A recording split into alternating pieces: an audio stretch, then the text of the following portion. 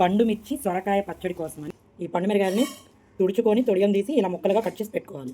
సొరకాయ పండు మిర్చి పచ్చడి కోసం ఇప్పుడు సొరకాయలు, ముదురు సొరకాయలు తీసుకోవాలి. లేత సొరకాయలు కాదు, ముదురు సొరకాయలు. చూస్తున్నారు కదా, ఇలా చెక్కు తీసి కడిగి తుడుచుకోవాలి. కట్ చేసుకొని దీని లోపల విత్తనాలతో సహా తీసేయాలి. దీన్ని కండ అంటారు. ఈ కండ ఉండకూడదు, విత్తనాలు ఈ కండ ఉండకూడదు, ఎందుకంటే విత్తనాలు చేదు వస్తాయి. వీటిని సన్నని ముక్కలు కట్ చేసుకోవాలి. కట్ చేసుకోవాలి.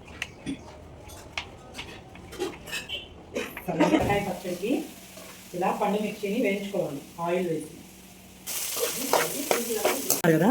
ఇందాక సొరకాయ ముక్కల్ని సన్నగా కట్ చేసాము. ఇప్పుడు వాటిని నూనె వేసి వాళ్ళని అయితే వేయించుకోవాలి సిమ్ ఫ్లేమ్లో.